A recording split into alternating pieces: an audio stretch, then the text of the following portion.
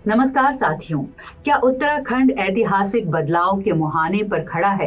क्या मुख्यमंत्री पुष्कर सिंह धामी वास्तव में एक सख्त भू कानून लाकर राज्य बनने के बाद हुई सभी गलतियों को दुरुस्त कर देंगे और इतिहास में धाकड़ मुख्यमंत्री के रूप में अपना नाम दर्ज करवा लेंगे? ये तमाम सरकारी घोषणाओं की तरह बजट सत्र में सख्त भू कानून लाने की घोषणा गाल बजाने की कवायद ही साबित होगी। चौखंबा के इस खास कार्यक्रम में हम इन सवालों के जवाब तो तलाशेंगे ही और यह भी समझने की कोशिश करेंगे कि उत्तराखंड के किसी भी नेता में इतनी शक्ति हो सकती है कि वह राज्य हित में ऐसे कानून बना सके जिनसे दिल्ली गुजरात लॉबी को प्रदेश के संसाधनों के दोहन से होने वाले फायदों पर लगाम लगती हो। और आखिरी चरण में हम इस पर भी बात करेंगे, विचार करेंगे कि भू कानून और मूल निवास आंदोलन या प्रदेश में 5वीं अनुसूची लागू करने की मांग, दोनों में से कौन सी राह सही है और क्या एक ही भावना वाले ये आंदोलन एक साथ मिलकर किए जाएं तो बेहतर नहीं रहेगा। सबसे पहले बात भू कानून और मूल निवास आंदोलन की। पिछले साल यानी 2023 में 24 दिसंबर को देहरादून की सड़कों पर स्थानीय लोगों का अभूतपूर्व जमावड़ा हुआ। राज्य आंदोलन के बाद पहली बार किसी मुद्दे को लेकर इतनी बड़ी संख्या में विभिन्न वर्गों के लोग जुटे थे और यह मुद्दा था भू कानून और मूल निवास की मांग। देहरादून में जुटे लोग पड़ोसी राज्य हिमाचल प्रदेश की तर्ज पर सख्त भू कानून लागू करने की मांग कर रहे थे। रैली में शामिल लोगों का मानना था कि सख्त भू कानून की वजह से हिमाचल में जमीनों की लूट नहीं हो सकी और इसीलिए वहां से पलायन भी न्यूनतम है। इसलिए सबसे पहले देखते हैं कि हिमाचल का भू कानून है क्या। हिमाचल का भू कानून। हिमाचल प्रदेश अभिवृद्धि और भूमि सुधार अधिनियम 1972 यानी Himachal Pradesh tenancy and land reforms act 1972 की खास बातें। पहली, स्थानीय निवासी का अधिकार यानी राइट ऑफ लोकल रेसिडेंट्स। इस अधिनियम का मुख्य उद्देश्य स्थानीय निवासियों के भूमि अधिकारों की रक्षा करना है। भूमि का स्वामित्व मुख्य रूप से स्थानीय किसानों के पास ही रहता है। दूसरा, भूमि का स्वामित्व यानी लैंड ओनरशिप। यह अधिनियम मुख्य रूप से कृषि भूमि के स्वामित्व को नियंत्रित करता है। गैर निवासी यानी नॉन रेसिडेंट व्यक्ति कृषि भूमि नहीं खरीद सकते। इस कानून के तहत गैर कृषक हिमाचली भी कृषि भूमि नहीं खरीद सकते। हालांकि कुछ विशेष परिस्थितियों में राज्य सरकार गैर कृषकों को कृषि भूमि खरीदने की अनुमति दे सकती है, लेकिन ऐसी अनुमति मिलना बहुत ही मुश्किल है और इसके लिए कई शर्तें पूरी करनी होती है। तीसरा, गैर कृषि भूमि यानी नॉन एग्रीकल्चरल लैंड। गैर कृषि भूमि जैसे आवासीय, वाणिज्यिक या औद्योगिक भूमि खरीदना संभव हो सकता है, लेकिन इसके लिए राज्य सरकार से पूर्व अनुमति लेनी आवश्यक है। इसमें भी खास बात ये है कि गैर निवासी केवल हिमाचल प्रदेश में पहले से बने संपत्तियों यानी प्री कंस्ट्रक्टेड प्रॉपर्टीज को ही खरीद सकते हैं। हालांकि उन्हें संरचना पर स्वामित्व का अधिकार प्राप्त होता है, लेकिन जिस भूमि पर संपत्ति बनी है उसका स्वामित्व हिमाचल प्रदेश के स्थानीय निवासियों के पास ही रहता है। चौथा, लीज या पावर ऑफ अटर्नी के माध्यम से भी भूमि का हस्तांतरण सीमित है। लीज की अवधि अब अधिकतम 40 वर्ष तक सीमित है। पांचवा, विशेष अनुमति यानी स्पेशल परमिशन। कुछ विशेष परिस्थितियों में राज्य सरकार गैर निवासियों को भूमि खरीदने की अनुमति दे सकती है, लेकिन ये बहुत ही सीमित है। साथियों, हिमाचल की तरह ही उत्तराखंड की जमीनों को बचाने के इस आंदोलन की शुरुआत भू कानून मूल निवास संघर्ष समिति कर रही है। इसका नेतृत्व कुछ उत्साही और समर्पित युवा कर रहे हैं। समिति के संयोजक मोहित डिमरी से हमने पूछा कि इस आंदोलन की जरूरत ही क्यों पड़ी। आज आप हमारे राज्य की स्थिति को समझ रहे होंगे। हमारे पास सीमित मात्रा में कृषि भूमि है और वह भूमि लगातार कम होती जा रही है। लगातार उद्योगों के नाम पर कृषि भूमि ली जा रही है और सबसे बड़ा संकट हमारे सामने यह होने जा रहा है कि जो हमारे किसान हैं, जो काश्तकार हैं, वो भूमिहीन होते जा रहे हैं और एक समय बाद ये स्थिति हो जाएगी कि हमारे ज़मीनों के मालिक बड़े बड़े पूंजीपति, बड़े बड़े कारोबारी हो जाएंगे ये खतरा हम सब के सामने है। इससे हो क्या जाएगा, एक तो हमारी अपनी जो सांस्कृतिक पहचान है वो ख़त्म हो जाएगी, दूसरा हमारी जो अपनी भाषा है, जो हमारा अपना अस्तित्व है, वो भी एक दिन ख़त्म हो जाएगा। ये सबसे बड़ा संकट हमारे सामने है। हमारा ज़मीन ही एक तरह से हमारा ज़मीर है, हमारा आधार है, और इसी ज़मीन को बचाने के लिए यह संघर्ष भी चल रहा है। मूल निवास भू कानून समन्वय संघर्ष समिति की मुख्य मांगे। प्रदेश में ठोस भू कानून लागू हो, जिसके तहत शहरी क्षेत्र में जमीन खरीदने की सीमा 250 मीटर हो। ग्रामीण क्षेत्र में भूमि की बिक्री पर पूर्ण प्रतिबंध लगे। गैर कृषक की ओर से कृषि भूमि खरीदने पर रोक लगे। पर्वतीय क्षेत्र में गैर पर्वतीय मूल के निवासियों के भूमि खरीदने पर रोक लगे। राज्य गठन के बाद वर्तमान तिथि तक सरकार की ओर से विभिन्न व्यक्तियों, संस्थानों, कंपनियों को दान या लीज पर दी गई जमीन का ब्यौरा सार्वजनिक किया जाए। प्रदेश में खासकर पर्वतीय क्षेत्रों में लगने वाले उद्यमों, परियोजनाओं में भूमि अधिग्रहण या खरीदने की अनिवार्यता अगर है या भविष्य में होगी, तो उन सभी में स्थानीय निवासी और जिले के मूल निवासी का हिस्सा सुनिश्चित किया जाए। ऐसे सभी उद्यमों में स्थानीय व्यक्ति को रोजगार देना सुनिश्चित किया जाए। मूल निवास का प्रावधान लागू किया जाए। सभी 2000 से उत्तराखंड में रहने वाले सभी लोगों को स्थायी निवास प्रमाण पत्र मिलता है। संघर्ष समिति की मांग है कि मूल निवास प्रमाण पत्र जारी किए जाए और इसकी कट ऑफ डेट 26 जनवरी 1950 रखी जाए, यानी कि जो व्यक्ति उक्त तारीख को राज्य में निवास करता था वही और उसकी पुश्ते ही यहाँ के मूल निवासी माने जाएं। दरअसल उत्तराखंड एकमात्र हिमालयी राज्य है जहां राज्य के बाहर के लोग पर्वतीय क्षेत्रों की कृषि भूमि गैर कृषि भूमि उद्देश्यों के लिए खरीद सकते हैं।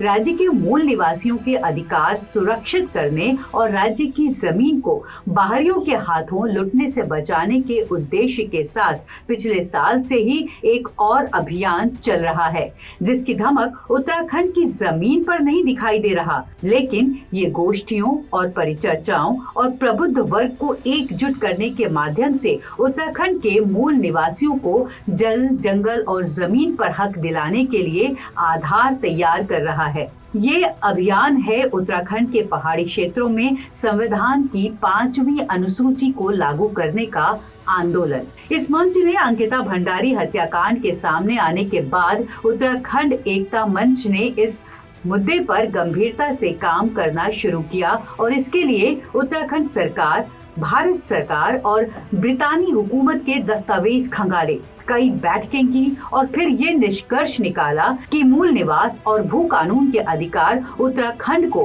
5वीं अनुसूची में शामिल किए जाने से ही मिल सकते हैं। अब समझते हैं कि संविधान की 5वीं अनुसूची है क्या, जिससे उत्तराखंड की सारी समस्याएं सुलझने का दावा किया जा रहा है।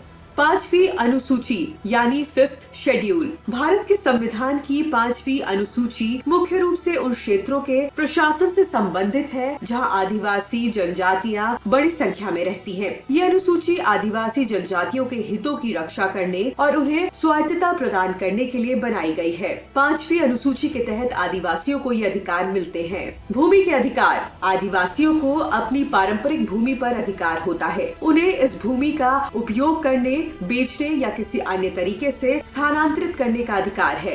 वन अधिकार, आदिवासियों को वनों का उपयोग करने का अधिकार होता है। वे वनों से लकड़ी, फल, जड़ी बूटियां आदि एकत्रित कर सकते हैं। खनिज संसाधनों पर अधिकार, कुछ मामलों में आदिवासियों को अपनी भूमि के नीचे मौजूद खनिज संसाधनों पर भी अधिकार हो सकता है। स्थानीय स्वशासन, 5वीं अनुसूची के तहत आदिवासी क्षेत्रों में स्थानीय स्वशासन संस्थानों का गठन किया जाता है। इन संस्थानों में आदिवासी लोगों के प्रतिनिधि होते हैं जो स्थानीय मुद्दों पर निर्णय लेते हैं। अपनी संस्कृति और परंपराओं को संरक्षित करने का अधिकार, आदिवासियों को अपनी संस्कृति, परंपराओं और भाषा को संरक्षित करने का अधिकार है। शिक्षा और स्वास्थ्य सुविधाएं, आदिवासी क्षेत्रों में शिक्षा और स्वास्थ्य सुविधाएं प्रदान करना सरकार का दायित्व होता है।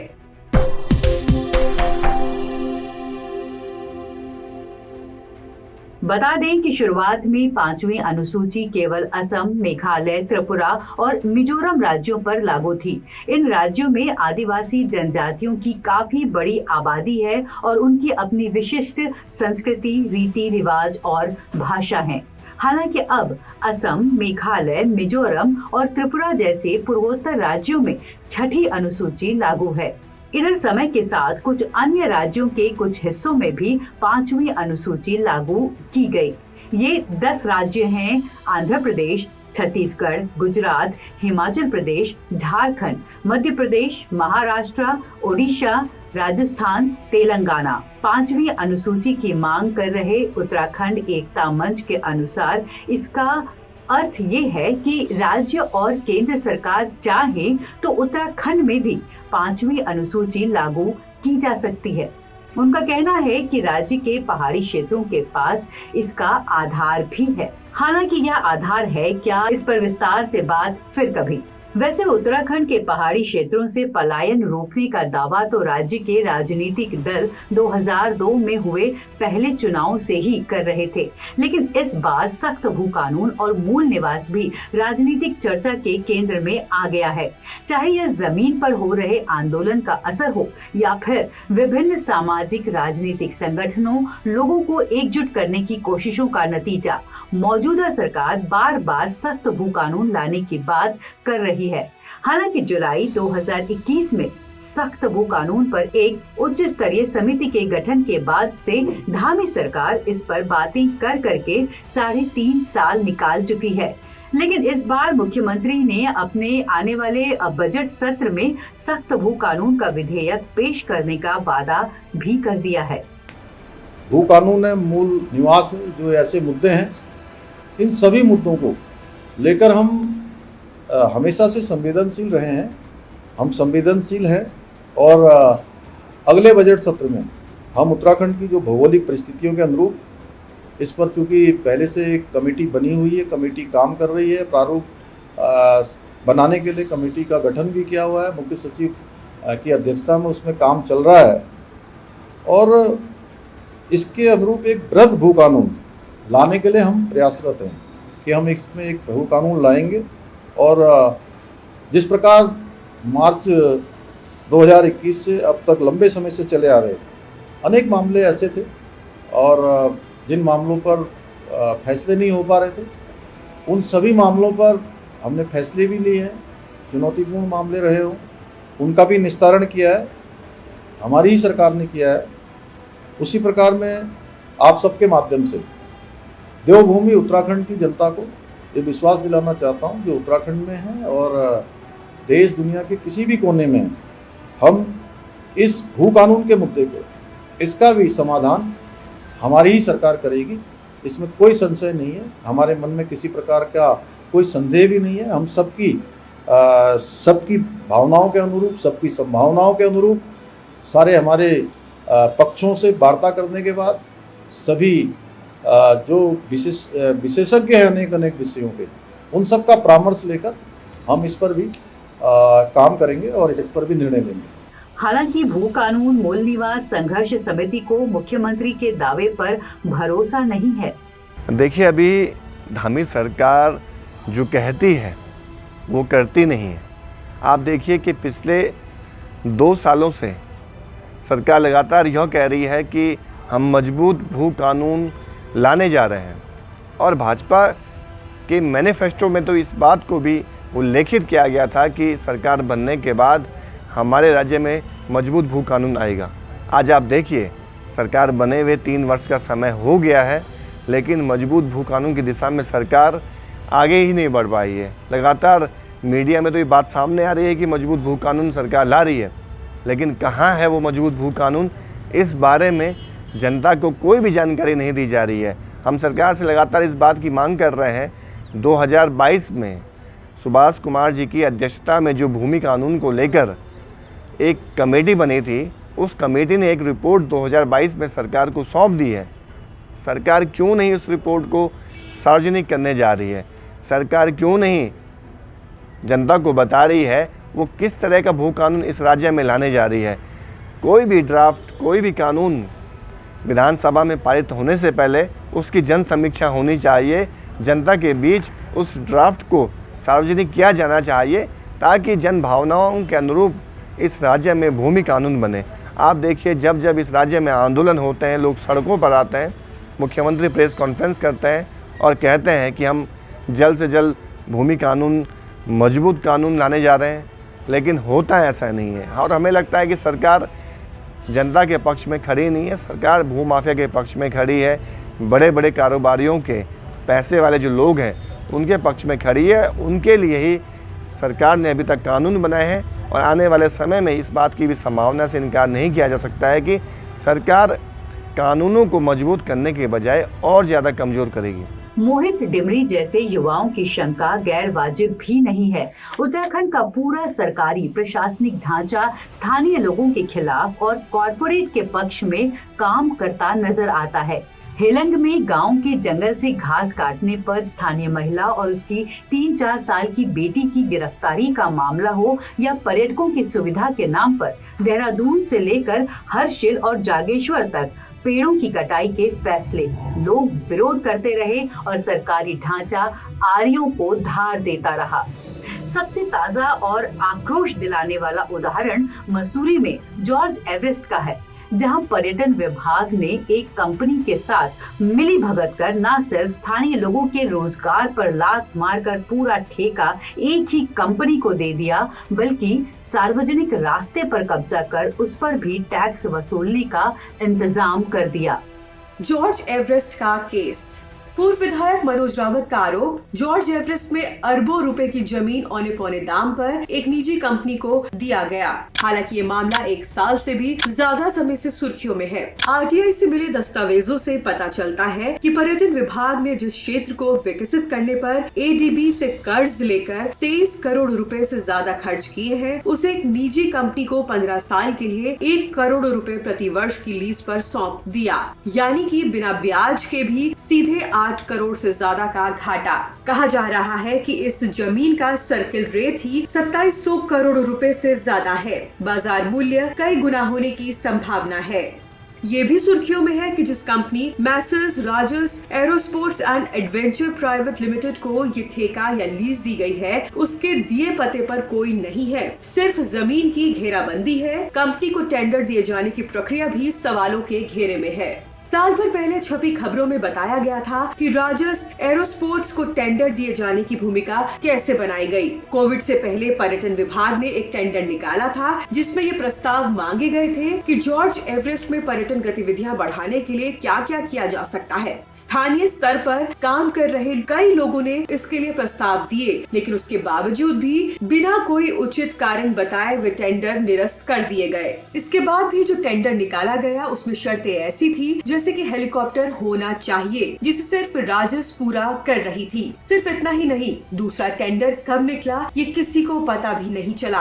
यह काम इतना गुपचुप कर हुआ, जब टेंडर अलॉट हो गया पता भी तब चला। एक आरटीआई के जवाब में ये भी पता चला है कि जॉर्ज एवरेस्ट का इलाका रिजर्व सेंचुरी क्षेत्र का है और यहाँ हेलीकॉप्टर उड़ाया ही नहीं जा सकता, यानी कि जिस सुविधा को आधार बनाकर स्थानीय लोगों को बाहर किया गया वह खुद गैर कानूनी है। स्थानीय पर्यटन व्यवसायी ये भी बताते हैं कि वह शुरू से ही पर्यटन विभाग से इस मामले में शिकायत दर्ज करते रहे, लेकिन विभाग के अधिकारी कुछ भी सुनने के बजाय कोर्ट में जाने की सलाह देते रहे।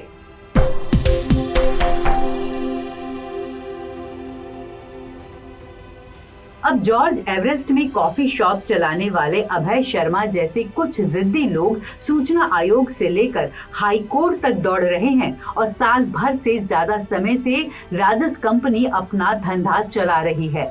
यह भी बता दें कि साल भर पहले सबसे ज्यादा विवाद इन वीडियोस के सामने आने के बाद हुआ था। 8 आदमियों का परिवार है। हाँ, 8 लोग हैं और किराएदार भी 25 तारीख से एक चाय भी नहीं बिकी है। 25 तारीख से एक चाय भी नहीं बिकी। 25 तारीख से एक भी चाय नहीं बिकी। ना कैसा गुजारा होगा? उससे अच्छा तो हमें जहर दे देते मार देते तो और अच्छा था। उससे अच्छा तो हमें जहर दे देते मार देते तो और अच्छा था। 400 दिन से भी ज्यादा समय से ये स्थानीय लोग अपने घरों में कैद हैं और एक निजी कंपनी की अवैध हिरासत में हैं। कंपनी ने इनके आने जाने का रास्ता तक नहीं छोड़ा है। आराम से, ध्यान से, अक्का गिरवांडा अक्का टाउन दो,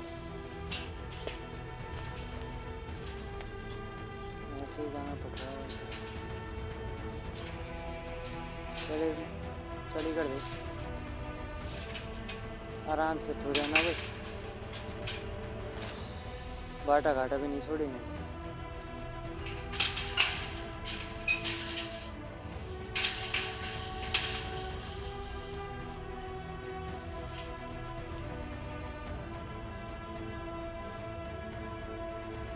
चुराना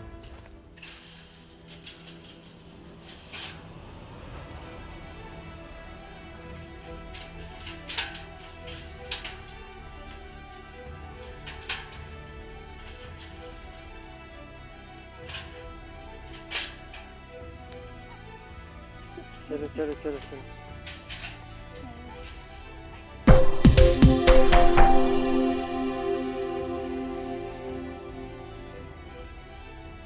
यह वीडियो भले ही 1 साल से ज्यादा पुराने हैं, लेकिन ये बता देना जरूरी है कि आज भी हालात बदले नहीं हैं।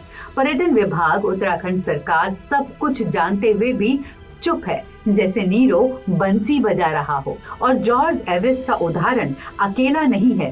प्रदेश भर में ऐसे सैकड़ों उदाहरण हैं जहां स्थानीय लोगों के अधिकार छीनने के लिए नियम हैं, लेकिन कॉर्पोरेट या बाहर से आने वाले लोगों के लिए रेड कारपेट बिछाए जाते हैं।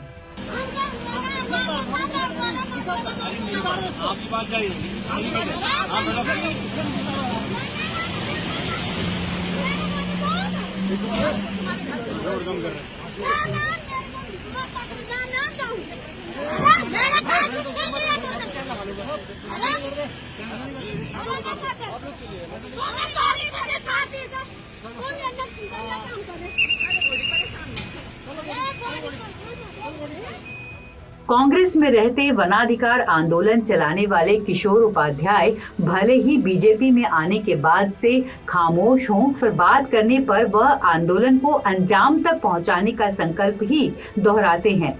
उत्तराखंड एकता मंच और संघर्ष समिति के तरीके बेशक अलग हों, लेकिन मांग और मूल भावना एक ही है।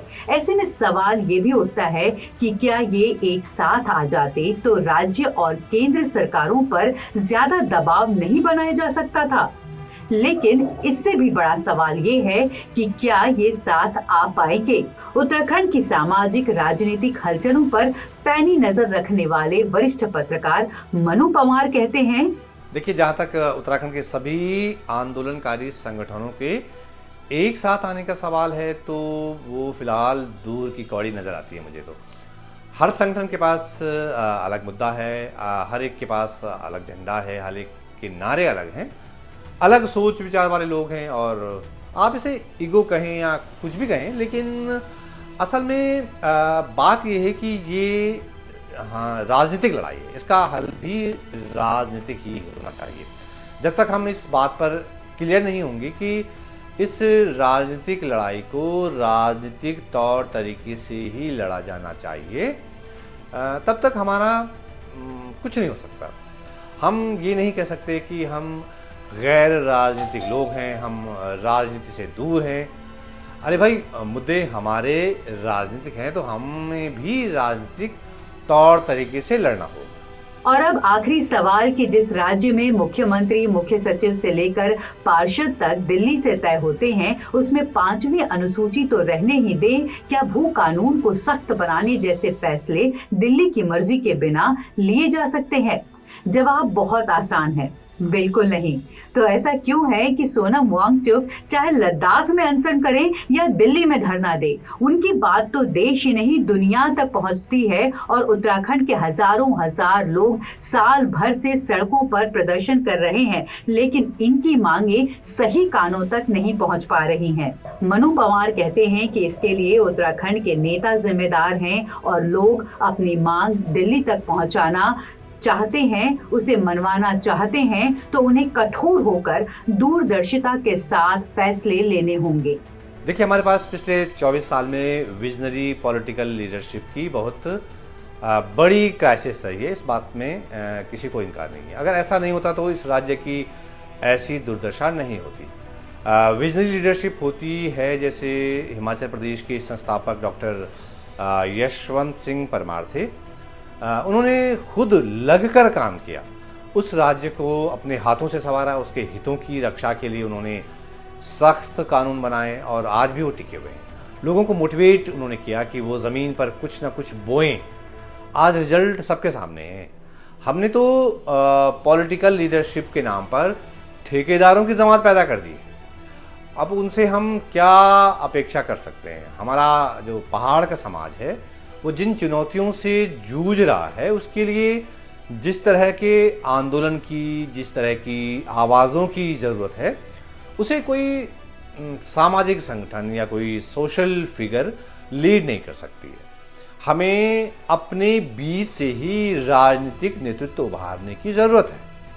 मौजूदा लीडरशिप कोई उम्मीद नहीं जगाती, दूर दूर तक नहीं जगाती, लेकिन सवाल ये है कि क्या हमारा समाज, हमारे लोग फ्री के राशन या हिंदू मुसलमान के आगे भी कुछ सोचेंगे या नहीं। सख्त भू कानून और मूल निवास के मांग का आंदोलन जारी है और आने वाले वक्त में इसके थमने या मंद पड़ने के आसार नहीं हैं। धामी सरकार बजट सत्र में कैसा भू कानून लेकर आती है, इस पर सबके साथ चौखंबा की भी नजर रहेगी। साथ ही उत्तराखंड के समाज, राजनीति और जमीन से जुड़े सभी मुद्दों पर भी हम बात करते रहेंगे। कार्यक्रम में इतना ही। नमस्कार।